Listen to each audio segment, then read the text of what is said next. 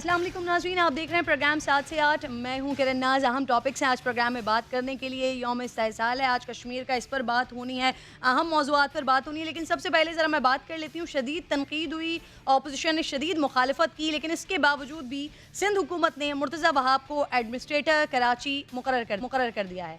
Governor Sindh Imran Ismail ने कहा था कि वो किसी सूरत भी मुर्तज़ा वहाब को एडमिनिस्ट्रेटर के तौर पर कबूल नहीं करेंगे।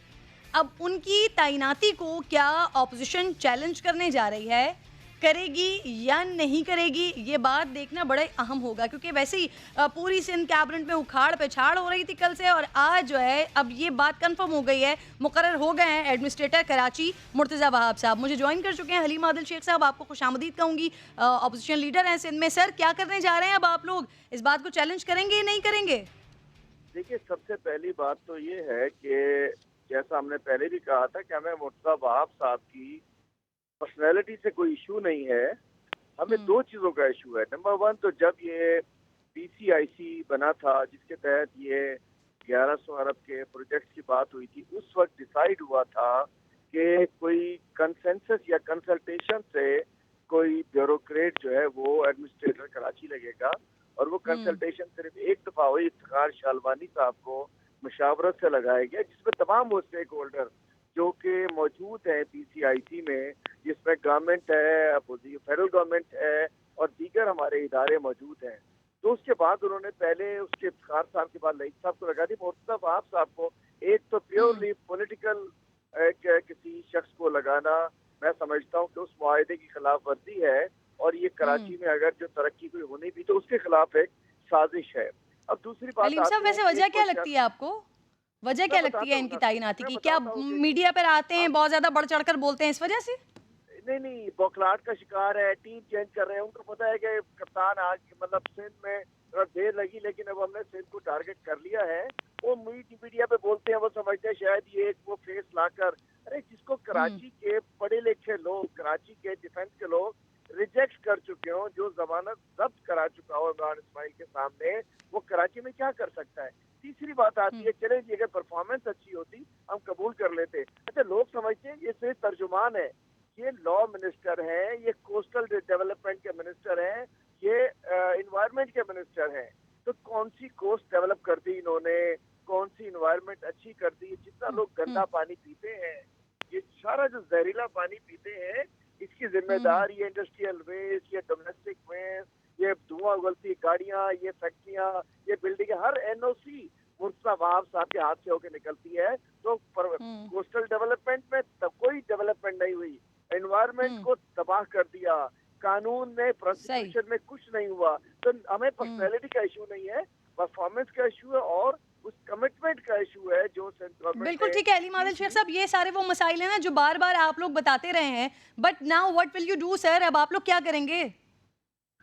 अब देखते हैं ये क्या करते हैं। हम तो कर ही लेंगे कुछ ना कुछ। इन्होंने कुछ नहीं करना, जो पहले 13 साल इनकी पार्टी ने किया, सिर्फ में क्या कर लेंगे। अच्छा, यानी आप मौका दे रहे हैं कि ठीक है वो एडमिनिस्ट्रेटर कराची के तौर पर काम करें और आप लोग देखेंगे कि वो क्या करते हैं?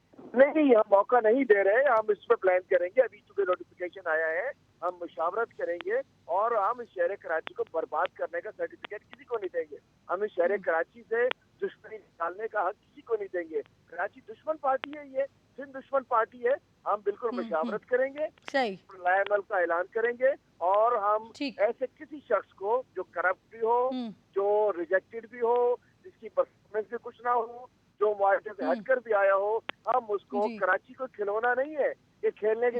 वहाब साहब ये बच्चा बड़ा प्यारा है, जरा बोलता है चलो। पॉलिटिकल पर्सनालिटी है सर, आपको लगता है कराची के लिए कुछ नहीं कर सकते, इसी वजह से ऑपोजिशन, पाकिस्तान तहरीक इंसाफ की हुकूमत, दीगर लोग नहीं मानते हैं इस फैसले को, सिंध हुकूमत ने जो मुर्तज़ा वहाब साहब को एडमिनिस्ट्रेटर कराची मुकर्रर किया है। बहुत बहुत शुक्रिया। हलीम आदिल शेख साहब साथ मौजूद थे। आप तस्करा कर रहे थे, हवाला दे रहे थे जनरल इलेक्शंस का, कि वहाँ पर किस तरह से डिफीट हुई थी मुर्तज़ा वहाब साहब को। अभी हमने भी एक पोल करवाया है ट्विटर पर, और लोगों की राय जानने की कोशिश की है कि वो मुर्तज़ा वहाब साहब को एडमिनिस्ट्रेटर कराची के तौर पर किस तरह से देखें। तो 80%, मोर देन 80% लोग यूट्यूब पर जिन्होंने अपनी राय का इजहार किया है, वो कह रहे हैं कि नहीं, मुर्तज़ा वहाब साहब कामयाब एडमिनिस्ट्रेटर कराची नहीं होंगे। जबकि 13%, बल्कि अब तो पोल के नंबर्स थोड़े से बढ़ गए हैं, 18% हो गया है। 18% लोग कह रहे हैं कि मुर्तज़ा वहाब कामयाब होंगे, बेहतर काम کر سکیں گے. لیٹس سی, انتظار کرتے ہیں. اپوزیشن کی جو بات لگ رہی تھی, جو میں نے حلیم عادل شیخ صاحب سے بات کی ہے, تو حلیم عادل شیخ صاحب کی بات سے تو مجھے لگ رہا تھا کہ شاید ٹھیک ہے,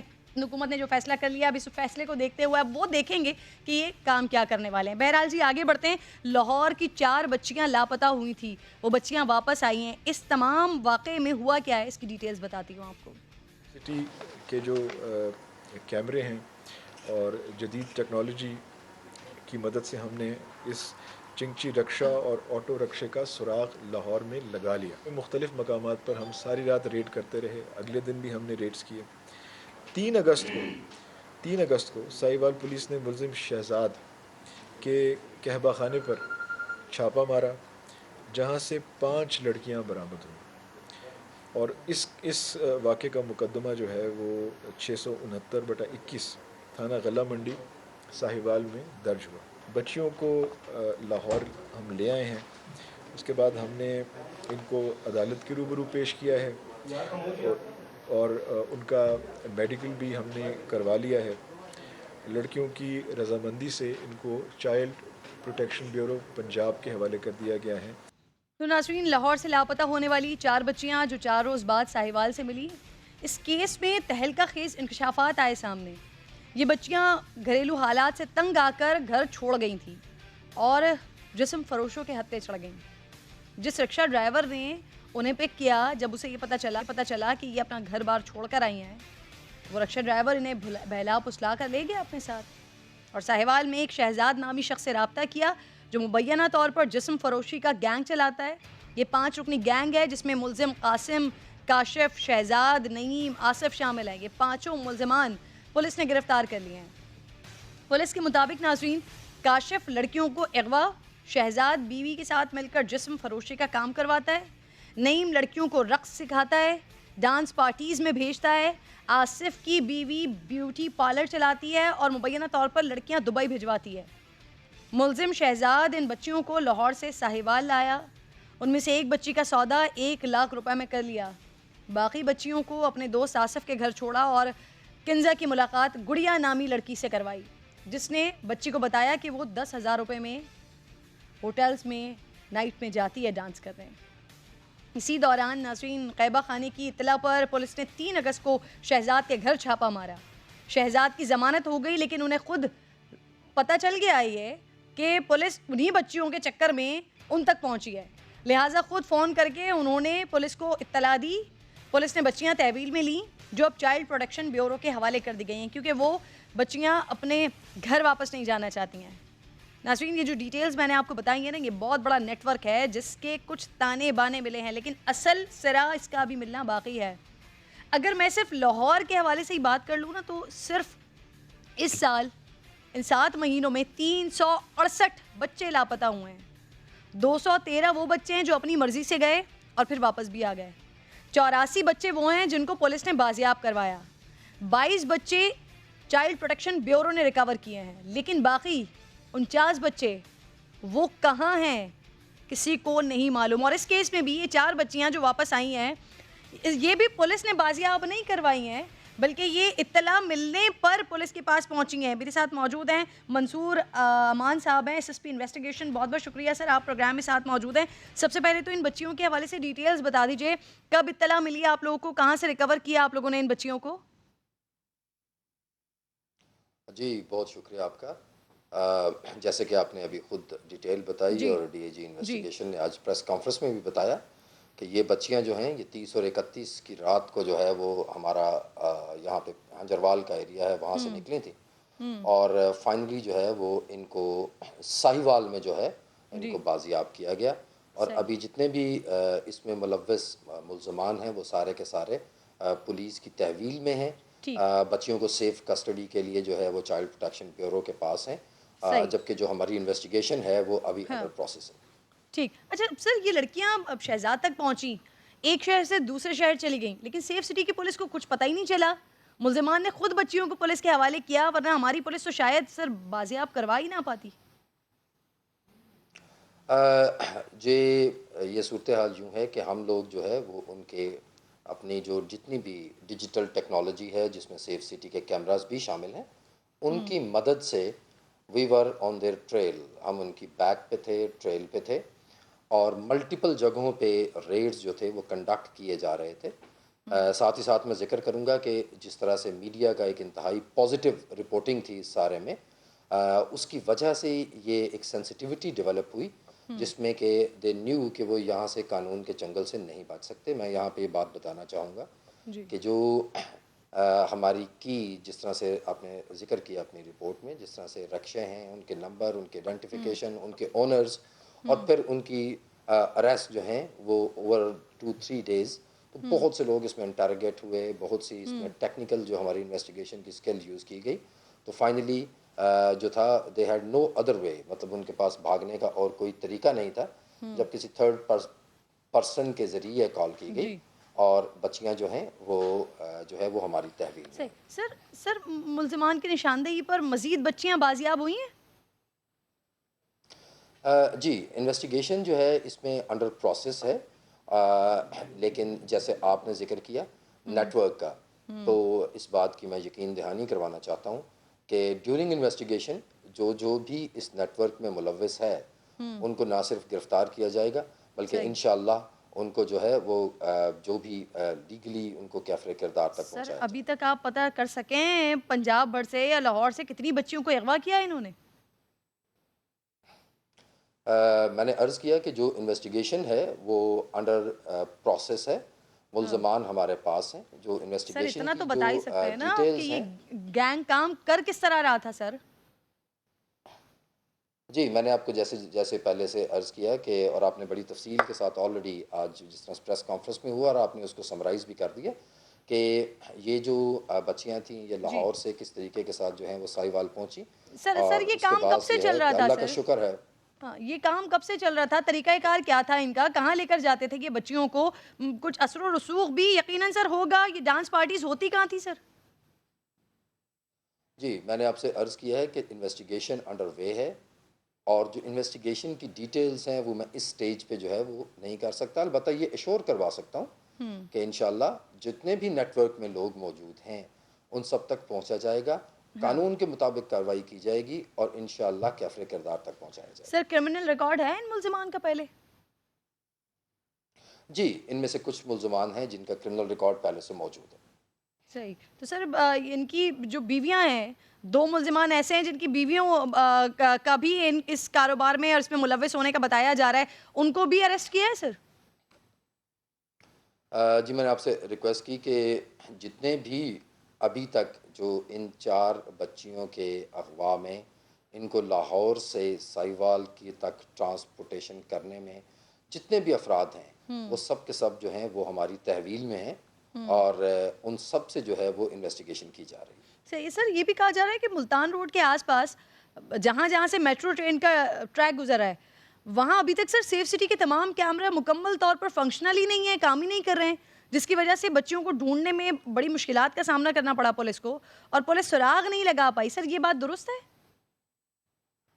دیکھیں, ٹیکنیکل ایشوز جو ہیں جہاں پہ ملٹیپل تھاؤزنڈز آف کیمراز جہاں پہ آپریٹ کر رہے ہوتے ہیں کسی بھی جگہ پہ, تو وہاں پہ ٹیکنیکل ایشوز ایٹ ٹائمز آتے ہیں, لیکن آئی ایشور یو کہ ہمارے پاس لاہور میں جو بے شمار جو کرائم ہوتے ہیں وہ ہم سیف سٹی کے جو نہ صرف کیمراز بلکہ there are other technical gadgets, for example جو دیر کیپیسٹی کہ وہ جو ہے گاڑیوں کی نمبر پلیٹیں جو ہیں وہ ڈیٹیکٹ کی جا سکتی ہیں, ان کو ان کے اونرز تک لنک بیک کیا جا سکتا ہے. تو دیر آر مینی کرائمز جو کہ ہم ان سے ٹریس کرتے ہیں. ٹھیک ہے, بہت بہت شکریہ منصور صاحب, میں آپ ساتھ موجود تھے. آگے بڑھیں گے ناظرین. نور مقدم قتل کیس میں سیشن عدالت نے ملزم ظاہر جعفر کے والد ذاکر جعفر اور والدہ عصمت آدم جی کی ضمانت مسترد کر دی ہے. فیصلے میں کہا گیا ہے کہ کال ریکارڈ سے یہ ثابت ہوتا ہے کہ ملزم ذاکر جعفر نے مرکزی ملزم اپنے بیٹے کی مدد کی ہے. قتل کی واردات کے دوران بھی والدین اپنے بیٹے سے مسلسل رابطے میں تھے. والدین نے جان بوجھ کر حقائق چھپائے, واقعے کے بعد ثبوت مٹانے کی کوشش بھی کی, اور پولیس کو واقعے کی بروقت اطلاع نہیں دی, جو کہ نتیجتاً مرکزی ملزم کو قتل کرنے میں سہولت فراہم کرنے کے مترادف ہے. عدالت کے مطابق ناظرین, والدین کو قتل میں شریک ثابت کرنے کے لیے ریکارڈ پر کافی مواد موجود ہے. شریک ملزمان ضمانت کے غیر معمولی ریلیف کے مستحق نہیں ہیں. والدین کو حقائق چھپانے اور پولیس کو اطلاع نہ دینے پر کیا سزا ہو سکتی ہے, اس پر بات کروں گی, لیکن ساتھ ہی نور مقدم کی بہن سارہ مقدم کی ایک پوسٹ بھی سوشل میڈیا پر وائرل ہوئی ہے جو انہوں نے انسٹاگرام پر پوسٹ لگائی ہے. نور کی تصویر لگا کر انہوں نے کہا کہ مجھے نہیں معلوم تمہارے بغیر زندگی کیسے گزاروں گی, ہر سانس پر تمہاری یاد آتی ہے. اس سال تمہاری سالگرہ کے لیے کئی پلانز بنائے تھے, اب زندگی تمہارے بغیر پہلے جیسی نہیں رہے گی. ہم اب تمہاری کوئی سالگرہ نہیں منا سکیں گے, نہیں ساتھ کوئی عید ہوگی. اللہ ہمیں جنت میں دوبارہ ملوائے گا. ساتھ ہی اس یقین کا اظہار کر رہی ہیں کہ نور کو انصاف مل کر رہے گا کیونکہ ساری دنیا نور کے ساتھ ہے. انشاءاللہ ایسا ہی ہوگا. میرے ساتھ موجود ہیں شاہ خاور صاحب جو کہ نور مقدم کے والد کے وکیل ہیں, اس کے ساتھ ساتھ رضوان عباسی جو کہ ذاکر جعفر کے وکیل ہیں. شاہ خاور صاحب آپ کی طرف آ رہی ہوں. سر, عدالت کے مطابق ظاہر جعفر دوران واردات بھی والدین سے رابطے میں تھا. والدین کو پولیس کے پہنچنے سے پہلے ہی اس بات کا پتہ چل چکا تھا کہ نور قتل ہو چکی ہے, اور یہ رابطہ نور کے قتل کے بعد بھی ہوتا رہا ہے. سر دیکھیں, بات یہ ہے کہ یہ تو جو رائے جو ہے فائنلی یہ تو عدالت ہی جو ہے جو ٹرائل کورٹ ہوگی وہی تو اس نتیجے پہ پہنچے گی. پولیس کا اور ہمارا کام تو یہ ہوگا کہ جو شہادت ہمارے پاس واقعاتی یا فورینزک ہے وہ ان کو سامنے پیش کریں, اور اس میں کوئی جو ہے ایسی وہ irregularity نہ ہو, اور اس میں جو تقاضے ہوتے ہیں قانون شہادت آرڈر کے وہ پورے ہونے چاہیے. تو ہم اس پہ تو حتمی طور پہ تو یہ بات نہیں کر سکتے, لیکن اتنا ضرور ہے کہ جو عدالت نے آج ریمارکس دیے ہیں یا جو انہوں نے وجوہات بیان کی ہیں ان کو ضمانت نہ دینے کی, وہ اس میں یہی انہوں نے دی ہیں کہ ان کے جو ٹیلی فون ریکارڈ ہے اس سے بالکل یہ معلوم ہو رہا ہے کہ واردات سے پہلے اور واردات کے بعد بھی بہت سارے مواقع پہ جو ہے وہ ان کا والدین کے اس کا ملزم کا اپنے والدین کے ساتھ رابطہ تھا. ٹیلی فون ریکارڈ جو ہے وہ اس کی جو ہے وہ گواہی دے رہا ہے. تو اس لیے وہ جو مفصل آرڈر ہے اس میں وہ تمام وجوہات لکھی ہوئی ہیں کہ کس وجہ سے ان کو ضمانت جو ہے وہ نہیں دی گئی. صحیح. سر, عدالت کے مطابق ظاہر کے والدین نے ثبوت مٹانے کی کوشش کی ہے, یہ کیسے ثابت ہوا؟ سر, کیا ملزمان نے جائے وقوع سے شواہد غائب کروائے ہیں یا چیزیں ادھر ادھر کی ہیں؟ سر دیکھیں ان پہ الزام یہ ہے کہ وہ جب ان کو اس بات کا پتہ چل گیا واردات سے پہلے, قتل سے پہلے, ان کے ملازم نے جب ان کو ٹیلی فون پہ بتا دیا, وہ بھی تب جب ان کے ملازم نے یہ دیکھا کہ وہ جو نور ہیں انہوں نے اوپر بیلکنی سے چھلانگ لگائی اور اس کے بعد انہوں نے وہاں سے بھاگنے کی کوشش کی لیکن ان کو روکا گیا, اور ملزم ظاہر نے ان کو پھر زبردستی پھر پکڑ کے اندر لے گیا. تو یہ کوئی معمولی واقعہ نہیں تھا جس کی اطلاع جو ہے وہ ملازم نے ان کے والدین کو دے دی تھی ٹیلی فون کے اوپر. تو اس وقت تو ان کو یہ چاہیے تھا کہ وہ بر وقت پولیس کو اطلاع کرتے یا اس ملازم کو ہی کہتے کہ آپ جائیں اور فوراً پولیس کو اطلاع کریں. انہوں نے پولیس کو اطلاع کرنے کی بجائے جو ہے وہ ریہیبلیٹیشن سینٹر میں رابطہ کیا. بالکل بالکل ٹھیک ہے. سر, رضوان عباسی صاحب کا بھی میں موقف لے لیتی ہوں. سر میں آتی ہوں دوبارہ آپ کی طرف. رضوان صاحب, ظاہر کے والدین ضمانت کے لیے سر اسلام آباد ہائی کورٹ سے رجوع کرنے جا رہے ہیں, سر کریں گے؟ جی دیکھیں, ابھی ہم آپس میں جو ان کے جو عزیز و اقارب جو ابھی کچھ بیرون ملک ہیں اور جو میرے کلائنٹ کے جو بھائی ہیں, میں ان سے بھی ڈسکس کروں گا اور اس کے بعد ہم اپنی جو بھی اسٹریٹجی جو بھی لائے عمل ہے وہ ہم اختیار کریں گے. انشاءاللہ جلدی ہی ہم فیصلہ کریں گے اس بارے میں. سر, عدالت کے مطابق ان تینوں کے درمیان متعدد بار ٹیلی فونک رابطہ ہوا ہے سر, اور یہ رابطے نور مقدم کے ملزم ظاہر جعفر کی تحویل میں ہونے اور قتل ہونے کے بعد تک جاری رہے تھے. یعنی دونوں کو پولیس سے پہلے ہی پتہ چل چکا تھا کہ نور قتل ہو چکی ہے. سر رضوان صاحب دیکھیں بات یہ ہے کہ ابھی تک یہ ساری جو چیزیں ہیں یہ کچھ بھی کلیئر نہیں ہے. نور مقدم کے ٹائم آف ڈیتھ جو ہے ابھی وہ سرٹین ہونا ہے, وہ بھی ابھی تک سرٹن نہیں ہے کہ ٹائم آف ڈیتھ ایکچولی تھا کیا. ایف آئی آر کے مطابق جو ٹائم آف اکرنس لکھا ہوا ہے وہ دیٹ از 10 o'clock.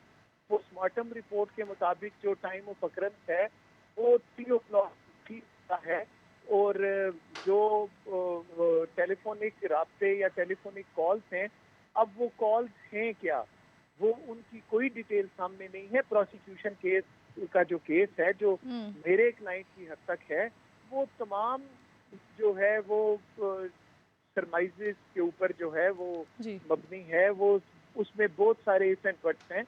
تو اس لیے یہ کوئی بھی چیز سرٹن نہیں ہے، اور کیونکہ بیل ٹینٹیٹو اسسمنٹ ہوتی ہے تو اس کا جو ہے رضوان وہ صاحب، حتمی طور یہ پہ جو نہیں پسٹل ہے کہا سر، جا سکتا۔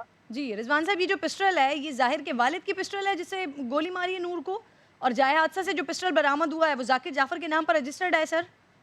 دیکھیں یہ پتہ نہیں کس نے کہہ دیا آپ کو، ریکارڈ کے اوپر تو ایسا نہیں ہے کہ وہ پسٹل جو تھا کسی قسم کا وہ یوز ہوا ہے یا پسٹل سے گولی ماری گئی ہے۔ پسٹل سے تو گولی مارنے کا کوئی ایسا کیس ہی نہیں ہے، نہ جو پسٹل ہے وہ ویپن آف اوفینس ہے اس کیس میں۔ جی پسٹل میں گولی پسٹل پھنس جو گئی ہے تھی سر۔ نہیں، کیسے کہہ سکتے ہیں کہ جی یہ پسٹل جو ہے یہ اس واردات میں استعمال، پسٹل تو گھر میں موجود ہے، اور اس واردات میں جو ہے پسٹل کے استعمال ہونے کا کسی قسم کا کوئی ثبوت موجود نہیں ہے، نہ کوئی سر جائے ایسی وقوع رپورٹ پر، موجود جائے ہے۔ وقوع پر تھا نہیں تھا سر رضوان صاحب؟ دیکھیں پسٹل گھر میں موجود تھا، پسٹل کا کوئی جائے وقوع کے اوپر کوئی ایسی چیز نہیں تھی کہ نہ پروسیکیوشن کیس کوئی ایسا کہتا ہے کہ جائے وقوع سے جو ہے یا اس جگہ سے پسٹل ملا یا اس کا کوئی فنگر پرنٹ کوئی انہوں نے لیے ہوں کہ وہ، اور یا یہ انہوں نے سرٹین کرنے کی کوشش کی ہو کہ یہ جو فائر کرنے کی کوشش ہے یہ اس کی لائف یا اس کی ایج کیا ہے، یہ فائر کرنے کی کوشش کب کی گئی ہے۔ تو یہ ساری چیزیں جو ہیں یہ اس کا ریئلٹی کے ساتھ کوئی ایسا تعلق نہیں ہے۔ اور آپ تردید کریں اس بات کی شاہ خبر صاحب، سر شاہ خبر صاحب، سر آپ کے پاس پسٹل کے حوالے سے اطلاعات ہیں سر؟ موقع پر موجود تھی پسٹل، جائے وقوع پر موجود تھی سر؟ دیکھیں میں اس وقت رضوان عباسی ہمارے کولیگ ہیں، مجھے بڑے عزیز ہیں، ان کا یہ رائٹ ہے کہ وہ ان کو ڈیفینڈ کر رہے ہیں، لیکن میں اس موقع پر اس پروگرام میں ان کے ساتھ کوئی جواب نہیں دوں گا، نہ میں وہ اس طرح کی بحث کروں گا جس طرح ہم عدالت میں کرتے ہیں۔ لیکن غالباً رضوان عباسی صاحب کو شاید چونکہ پولیس فائل نہیں دیکھی ہوئی، ان کو اس بات کا علم نہیں ہے۔ یہ پسٹل واقعی جائے وقوع سے ہی برآمد ہوا تھا، اور یہ ان کے والد کا لائسنس یافتہ پستول ہے، اور اس میں جو ہے گولی پھنسی ہوئی تھی، تو اس کو اگر چلانے کی کوشش کی لیکن وہ چلی نہیں۔ لیکن اصل میں جو کرائم ویپن ہے وہ خنجر ہے، وہ چاقو ہے۔ تو یہ بھی ایک سپورٹیو ایویڈنس ضرور ہے کہ یہ پسٹل بھی جو ہے جس وقت اس کو گرفتار کیا گیا اس کے کمرے میں سے، تو اس وقت یہ پسٹل وہیں پہ نکلی تھی، وہیں پر تھی سر۔ وقوع کے بعد ذاکر جعفر اور اہلیہ نے شواہد چھپانے کی کوشش کی ہے سر، بیٹے کا بھرپور ساتھ دیا ہے، لیکن اب بھی وہ بڑے دھڑلے سے کہہ رہے ہیں کہ بیٹے کے ساتھ نہیں کھڑے ہوئے۔ خبر صاحب دیکھیں بات یہ ہے کہ ان کا موقف یہی ہے۔ یہ رضوان عباسی صاحب نے عدالت میں بھی یہ کہا تھا کہ وہ اس کے ایکٹ کو آن نہیں کرتے بلکہ اس کو کنڈیم کرتے ہیں، لیکن بات یہ ہے کہ ان کو جس جرم میں گرفتار کیا گیا ہے وہ یہ ہے کہ انہوں نے وہ جو شہادت تھی جو قتل کی اور اس کے ساتھ جتنی ریلیٹڈ ایویڈنس تھی اس کو واش آؤٹ کرنے کے لیے، اس کو سویپ آؤٹ کرنے کے لیے ان تھراپی ورکرز کو بھیجا تھا کہ تاکہ آپ وہاں سے یہ تمام چیزیں، تمام جو ثبوت ہیں ان کو غائب کر دیں۔ یہ ان پہ الزام ہے، اور ان پہ اعانت جرم کا بھی الزام ہے، قتل کا۔ تو یہ تو چونکہ ایک ضمانت کی درخواست کے دوران جو ہے یہ عمومی سی رائے قائم کرنی ہوتی ہے عدالت نے، اور یہ عدالت کا جو ہے ثوابدیدی اختیار ہوتا ہے، اور انہوں نے ثوابدیدی اختیار استعمال کیا۔ سر کوئی 40 گھنٹے کی سی سی ٹی وی فوٹیج بھی ملی ہے سر؟ کوئی بھی ایسی چیز شاہ خبر صاحب مزید کوئی فوٹیج بھی ملی ہے 40 آورز کی؟ کہاں سے جی؟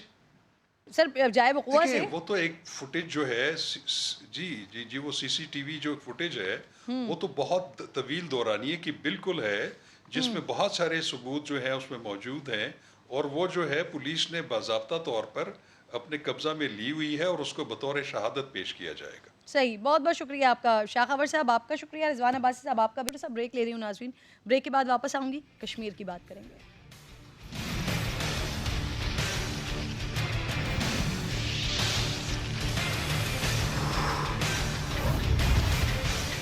بھارت کی کشمیر میں غنڈہ گردی نہ قبول کی تھی نہ قبول کریں گے۔ کشمیر پاکستان کا تھا، ہے اور رہے گا انشاءاللہ۔ چاہے ہندوستان مقبوضہ کشمیر کی خصوصی حیثیت ختم کر دے یا سارا آئین و قانون تباہ کر دے، یہ حقیقت تو نہیں بدل سکتی۔ کشمیریوں کے دل پاکستانیوں کے ساتھ دھڑکتے ہیں۔ کشمیریوں کی ہر صدا کا جواب پاکستان کا بچہ بچہ دیتا ہے۔ آج نہیں تو کل کشمیر تو آزاد ہوگا۔ کشمیریوں کو غلام بنانے کا خواب تو کبھی پورا نہیں ہوگا۔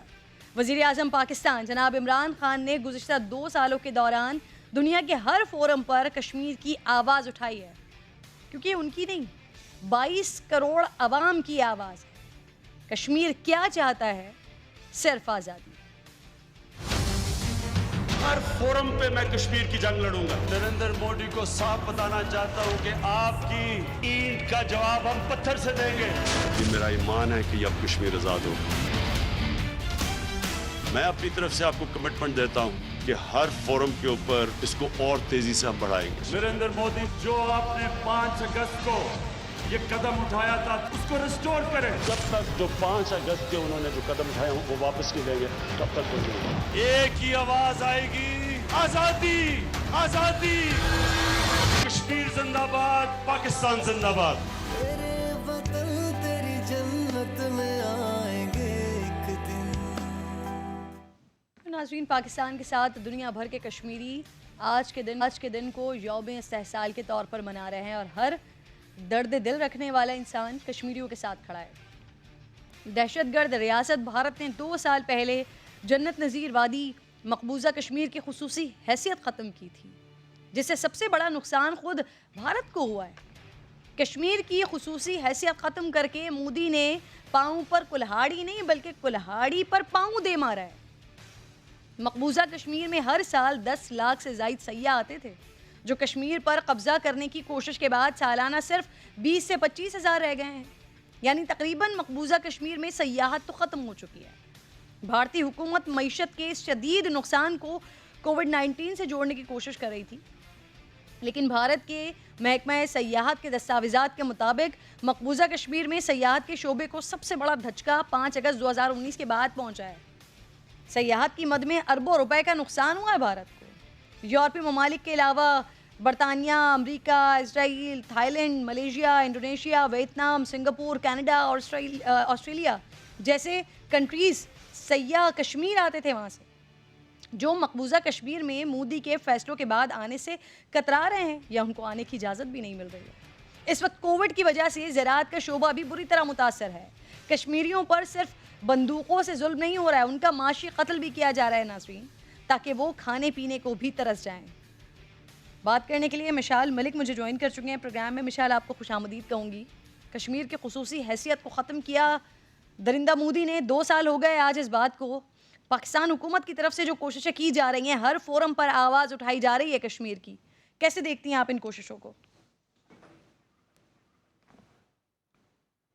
دیکھیں، کوششیں تو بہت ہو رہی ہیں، مگر جس لیول کی پرابلم ہے، جو گریوٹی ہے سچویشن کی، کہ جہاں ایک بچر شاپ کھولی ہو، ایک نہتی قوم کو ذبح کیا جا رہا ہو اور ان کے پاس کوئی ڈیفنس سسٹم نہ ہو، دنیا کے ساتھ کوئی رابطہ نہ ہو، ان کے جو قائدین ہیں، جو لیڈرشپ ہے، ان کو جیلوں میں بند کیا ہوا، کسی عورت کی وہاں پہ عزت محفوظ نہ ہو، بچوں کو پیلٹ سے چھلنی کیا جا رہا ہو اور ان کے گھروں کو ایکسپلوڈ کیا جا رہا ہو، ڈیمولش کیا جا رہا ہو، اور ان کے ڈیمولشڈ گھروں کے اوپر ہندوستان کی عوام کی کالونیز کنسٹرکٹ کی جائیں، تو آپ سمجھتی ہیں کہ یہ انف ہے؟ انف تو ابھی تک کچھ بھی نہیں ہے جو وہاں پہ قبرستان بنا ہوا ہے۔ ابھی تو بہت زیادہ دن رات انتھک محنت کرنی ہے، ہر سانس کے ساتھ کشمیریوں کی آواز بننا ہے، شور اٹھانا ہے، شور مچانا ہے، دنیا کے ایوانوں کے دستک کرنے ہیں، چاہے وہ انٹرنیشنل کورٹ آف جسٹس ہو، انٹرنیشنل کرمنل کورٹ ہو، باہر کی عدالتیں ہوں، چاہے وہ یونائٹڈ نیشنز کی سیکیورٹی کاؤنسل ہو۔ تو یہ بہت ہی مشکل، اور میں سمجھتی ہوں کہ لمبی وقت بھی نہیں ہے، اب وقت بہت تھوڑا رہ گیا ہے، کیونکہ قوم وینٹیلیٹر پر ہے اور 40 لاکھ ہندوستانیوں کو یہاں پہ آلریڈی ان 2 سالوں کے اندر ڈومسائلز مودی کی خونی سرکار نے ایشو کر دی ہیں۔ مشال، یہ ساری چیزیں جو آپ بات کر رہی ہیں، یہاں پر آ رہی ہے، یہ ممکن کیسے ہو پائے گا؟ ایک طرف پاکستان کا اسٹانس تو بڑا کلیئر ہے، وزیر اعظم پاکستان بڑا کلیئرلی کہہ چکے ہیں کہ بھارت سے جب تک بات ہی نہیں ہو سکتی جب تک یہ خصوصی حیثیت کشمیر کی واپس نہ آ جائے، لیکن اگر یہاں پر ساتھ ساتھ آپ مسلم امہ کا کردار دیکھیں، ترک صدر رجب طیب اردوان بڑا سخت اسٹانس لیتے ہیں، لیکن اس کے بعد پھر بڑی خاموشی، اور پھر بھارت کے ساتھ ان کے تعلقات، اسی طرح سے دیگر امہ، ان کے کردار کو کیسا دیکھتی ہیں آپ کشمیر کے معاملے پر؟ دیکھیں، Pakistan is a party to the dispute, وہ سگنیٹری ہے یو این کی قراردادوں کا، پرنسپل پارٹی کشمیری ہے یو این کی قراردادوں میں، اور انڈیا اور پاکستان پارٹی ہیں، اور پاکستان ہمیشہ سپورٹ کرتا ہے کشمیریوں کی، پاکستان کی کانسٹیٹیوشن میں بھی ہے۔ पाकिस्तान का लीगल पॉलिटिकल डिप्लोमेटिक राइट है कश्मीरियों के लिए, उनके हक़ के लिए दुनिया भर में आवाज़ उठाना। और यूएन की सिक्योरिटी काउंसिल में 2 सेशंस हुए हैं जब से एब्रोगेट हुआ है आर्टिकल 370 35A। इस पे यूनाइटेड नेशंस की भी रिपोर्ट्स, ह्यूमन राइट्स कमीशन की 2 आ चुकी हैं, ब्रिटिश पार्लियामेंट की रिपोर्ट है, यूरोपियन पार्लियामेंट की। यूरोपियन पार्लियामेंट के 16 अरकान ने पहली दफ़ा एक स्ट्रॉन्ग इतना लेटर लिखा है, दुनिया भर में शोर मचा है। मगर क्योंकि बदकिस्मती से पूरी दुनिया के अंदर जब माहौल बन रहा था मोदी के खिलाफ, एक इंटरनेशनल क्लाउड आ रहा था। मिशाल, आपकी बात हो रही है, आपका किस तरह से राब्ता हो रहा है वहाँ पर? लॉकडाउन हो गया। हाँ, आपका कोई राब्ता हो रहा है, बात हो रही है वहाँ पर? अभी इस वक्त क्या हालात हैं? बहुत ख़तरनाक और खौफनाक हालात हैं, जो मैं आपको बता रही हूँ ना कि 40 लाख डोमिसाइल्स इशू कर दिए गए हैं। वहाँ पे लोगों का कत्लेआम हो रहा है। और मेरी अपनी जो फैमिली है, ख़ासतौर पे यासीन साहब जो हैं, वो तिहाड़ के डेथ सेल में 2.5 ईयर्स से मुझे इजाज़त नहीं है कि मैं उनसे बात कर सकूं, उनकी आवाज़ सुन सकूं, वीडियो कॉन्फ्रेंस हो सके। या हमारी जो बेटी है, हम तरस रहे हैं उनको, और उनको एक डेथ सेल में रखा हुआ है, उनको मारा पीटा जा रहा है। इसी तरह दूसरे जो हमारे कायदीन हैं उनको भी जेलों में बंद किया जा रहा है, टॉर्चर किया जा रहा है, उनके साथ भी यही हशर किया जा रहा है, आवाम के साथ भी यही किया जा रहा है। राब्ते की सारी जो भी रास्ते हैं, चाहे वो इंटरनेट है, वो अमूमन ब्लॉक्ड ही होते हैं। बहुत थोड़ी देर के लिए अगर खुलते भी हैं तो बहुत स्लो स्पीड पे हैं। फोन लाइंस भी बंद हैं। अल्लाह ताला आसानी करे आपके लिए, यासीन मलिक साहब के लिए, तमाम कश्मीर कश्मीरियों के लिए। मिशाल साहिबा, मुझे बताइए, आपको लगता है कि अगर भारत में कांग्रेस की हुकूमत आ जाती है तो कश्मीर की खुसूसी हैसियत बहाल हो सकती है वापस? इनको असूलन तो करनी चाहिए, क्योंकि हिंदुस्तान का लीगली जो एडमिनिस्ट्रेटिव रोल था वही काट दिया है मोदी सरकार ने इस नफरत के साथ। अब तो खुल के वो एक ऑक्यूपायर के तौर पे हिंदुस्तान की सरकार आ गई है। उनकी आर्मी भी और उनकी पब्लिक भी इस वक्त ऑक्यूपायर है, ऑक्यूपेशनल पब्लिक है जो वहाँ पे सेटल हो रही है बाय फोर्स। वोटर राइट्स ले लिए, कश्मीरियों के प्रॉपर्टी राइट्स छीन रही है, और वहाँ आके स्टेट सब्जेक्ट जो था हमारा, स्टेटहुड छीन लिया है। तो ये अब देखते हैं कि जो अगली रजीम जो भी आती है, मगर बात यह है कि ये रिवर्स करेंगे जो नए उन्होंने इंडियंस को यहाँ पे सेटल किया एक डिस्प्यूटेड टेरिटरी में। आज़ाद कश्मीर में अगर कोई चला जाए तो पाकिस्तानी वहाँ पे ज़मीन नहीं खरीद सकता, ना उसका वोटर राइट है। पाकिस्तान ने प्रोटेक्ट किया हुआ है कश्मीरियों की डेमोग्राफी के राइट्स को। वहाँ पे कोई भी आबादी को चेंज नहीं किया जब तक कि प्लेबिसिट नहीं होता। मगर मकबूजा जम्मू कश्मीर में एक छोटी सी इंडियन कॉलोनी बनाई जा रही है, इंडियनाइज किया जा रहा है, यहाँ पे रेफ्यूजी बनाया जा रहा है कश्मीरियों को, और इनको अब चंद नौआबादकारी क्योंकि वहाँ पर की जा रही है डायमेंशंस को तब्दील करने के लिए कश्मीर के। बहुत बहुत शुक्रिया मिशाल मलिक साहिबा। अगर कभी भी इस तस्वाब राय करने की ज़रूरत पड़ जाए तो फिर इंडिया अपने आप को पेश कर सके और बता सके कि वहाँ पर उनके लोग मौजूद हैं। इस वजह से ये सारा गेम प्लान किया जा रहा है। आगे बढ़ी हूँ नाजरीन, कराची का एक और मासूम बच्चा करंट लगने से अपना बाजू गवा बैठा है। 10 साला अहमद के वालिद ने सिंध हाई कोर्ट में के इलेक्ट्रिक के खिलाफ 11 करोड़ 60 लाख रुपए हर्जाने का दावा दायर किया है। दरख्वास्त गुजार का मौक़िफ़ ये है कि अहमद अब्दुल्ला को के इलेक्ट्रिक की गफलत से करंट लगा है। ये पहला वाक़या तो है नहीं, इससे पहले 2018 में उमर नामी बच्चे के दोनों हाथ के इलेक्ट्रिक की गफलत ने काट दिए हैं। इस वक्त अहमद मेरे साथ ही मौजूद हैं, जो कराची के इलाके मलीर में रहते हैं। अहमद की वालिदा भी मेरे साथ मौजूद हैं। सबसे पहले अहमद की बात करवाती हूँ आप लोगों से। अहमद, अस्सलाम वालेकुम। अहमद गालिबन बात नहीं कर पा रहे हैं क्योंकि तबीयत उनकी ऐसी है, इसी वजह से उनकी वालिदा भी मेरे साथ मौजूद हैं। सबसे पहले तो अहमद की तबीयत के हवाले से बता दीजिए, क्योंकि इससे पहले जब हम लाइन अप करने की कोशिश कर रहे थे उस वक्त अहमद हमसे बात करने वाले थे आज प्रोग्राम में। अस्सलाम वालेकुम।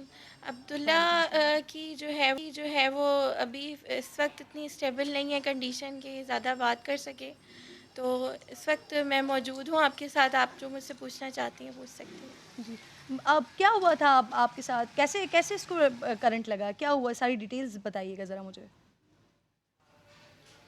27 मई का वाक़या है, शाम 6 बजे के बाद का। अब्दुल्ला अपने छत पे खेल रहा था, वहाँ से विंडो, एक रूम है उसमें विंडो है, जो विंडो की चौखट वगैरह है वो लोहे की बनी हुई है, और उसके करीब से इलेक्ट्रिकल वायर्स गुजर रही थी। तो हवा से वो वायर्स टच हुई हैं, आई डोंट नो किस तरह से, कि उन वायर्स की वजह से जो है इसके विंडो में करंट आया है। अब्दुल्ला विंडो में ही खड़ा हुआ था, तो वहाँ से अब्दुल्ला को ये करंट लगा है। 11,000 वोल्ट की वायर्स थी वो। जी, घर आपके घर के बाहर जो विंडो है उस कमरे में, आप बता रही हैं कि वहाँ से गुजर रही है ये वायर, और हवा की वजह से वो वायर गालिबन अंदर आई है जिसकी वजह से इसको करंट लगा है, ऐसे ही बता रही हैं आप? جی جی، وہ وائرس جو ہیں وہ ونڈو کے سامنے سے گزر رہی ہیں، تو ادھر سے ہی جو ہے اس کو یہ کرنٹ لگا. تو پھر صدف صاحبہ آپ کے گھر کے آس پاس تو پھر اور بھی بہت سارے ایسے گھر ہوں گے جن کے گھروں کے پاس سے یہ ہائی وولٹیج تاریں گزر رہی ہوں گی.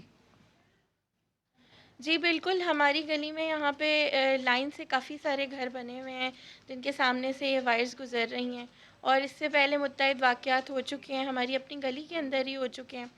آئے دن یہاں پہ پی ایم ٹی ہے، اس میں سے چنگاریاں نکلتی رہتی ہیں، بلاسٹ کئی دفعہ ہو چکے ہیں، اور کئی دفعہ تاریں ٹوٹ کے جو ہیں وہ گلی میں گر جاتی ہیں، کئی کئی گھنٹوں تک پڑی رہتی ہیں، لیکن کوئی بھی آ کے ان کو نہ اٹھاتا ہے، نہ ریپیئرنگ جلدی سے نہیں، ہوتی جو ہے آپ جب بتا تک رہی کہ ہیں کہ متعدد علاقے کے واقعات ہو مکین. چکے ہیں آپ کے ایریا کے اندر ہی، انفیکٹ آپ کی اپنی گلی میں متعدد واقعات ہو چکے ہیں، کوئی کمپلین وغیرہ آپ لوگوں نے کی؟ اور اگر کی تو پھر اس کے بعد کے الیکٹرک کا رسپانس کیا ملا آپ لوگوں کو؟ جی ہم نے یہاں پہ مقامی تھانہ جو ہے ادھر ہم نے کمپلین، اپنی رپورٹ جو ہے وہ درج کروائی تھی اس واقعے کی، اور اس کے بعد جو ہے کہ الیکٹرک کی طرف سے ایک ٹیم آئی تھی جس نے بس کچھ پکچرز لی ہیں اسپاٹس کی، اور بس وہ چلے گئے. انہوں نے ہم سے کسی قسم کا کوئی رابطہ نہیں کیا، نہ ہی دوران علاج جب یہ ایڈمٹ رہے ہیں عبداللہ تو کسی نے بھی ہم سے کوئی رابطہ نہیں کیا، نہ کوئی اپروچ کیا کسی نے. عبداللہ کے بارے میں کچھ بتائیے گا صدف. مجھے یقیناً بچہ بہت زیادہ ڈپریس ہوتا ہوگا، اس کا ہاتھ نہیں ہے، کون سی کلاس میں پڑھتا تھا یا ابھی بھی پڑھ رہے ہیں؟ عبداللہ 10 ایئرس کے ہیں اور یہ آرمی پبلک اسکول پٹارو برانچ میں جو ہے زیر تعلیم تھے. عبداللہ ماشاءاللہ بہت ہی مطلب کانفیڈنٹ اور برائٹ اسٹوڈنٹ تھے اپنی کلاس کے. ابھی بھی ان کے رزلٹس کلاس 3 سے وہ 4 میں آئے ہیں، بہت اچھے آئے تھے. اس کے علاوہ ای سی ایکٹیویٹیز میں بہت اچھا پارٹیسپیٹ کرتے تھے، ان کا پورا ریکارڈ ہے ای سی ایکٹیویٹیز کا جس میں یہ اکثر پرائزز بھی ون کرتے تھے.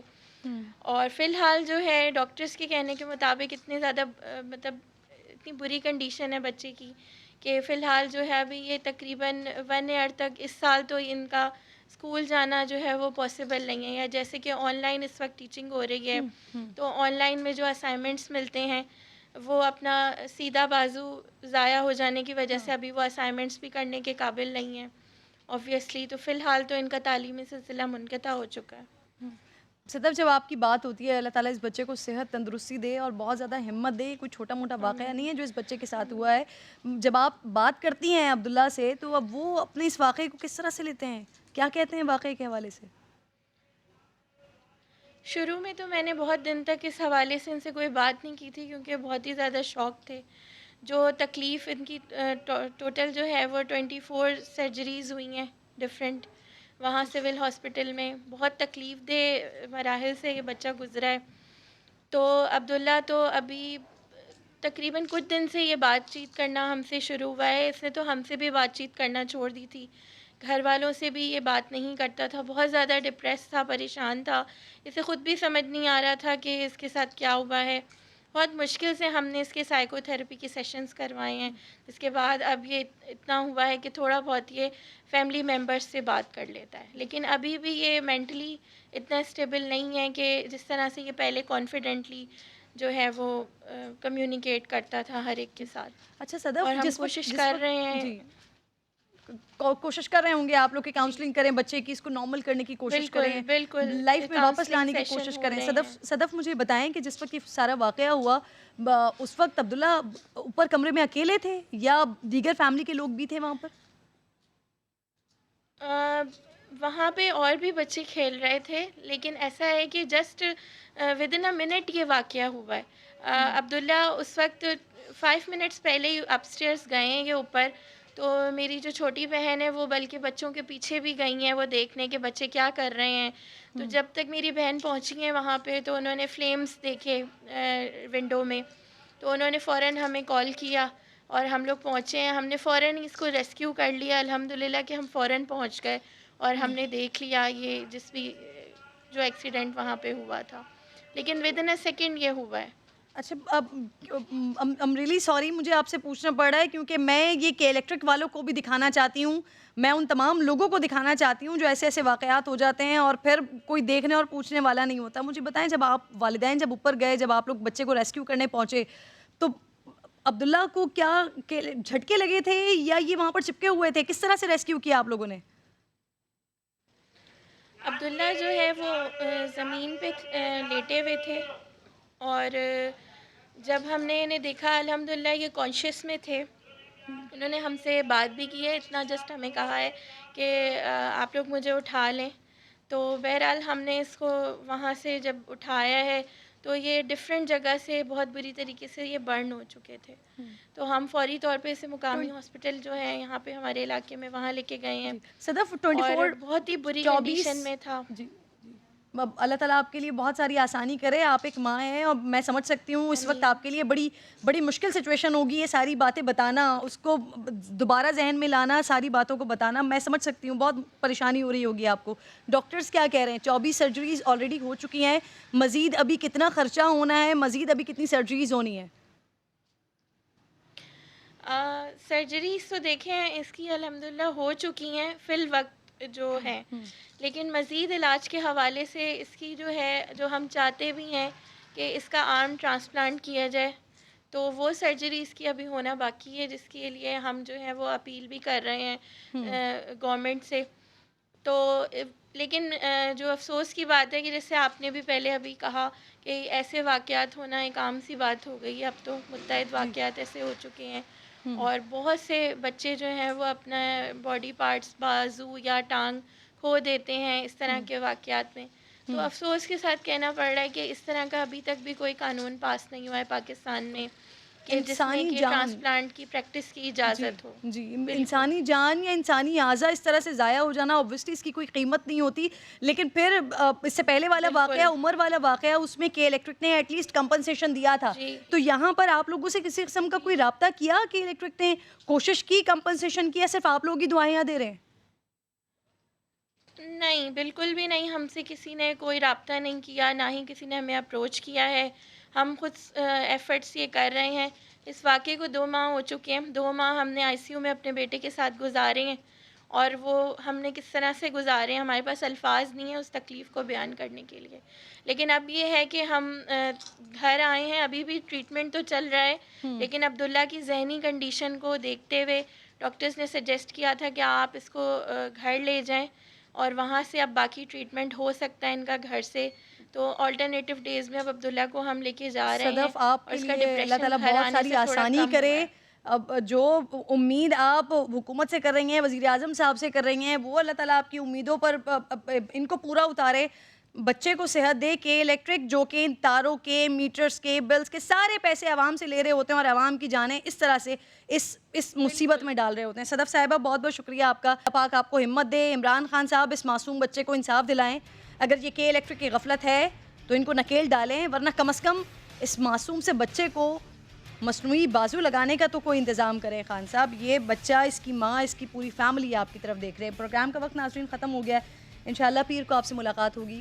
اپنا خیال رکھیے. اللہ نگہبان.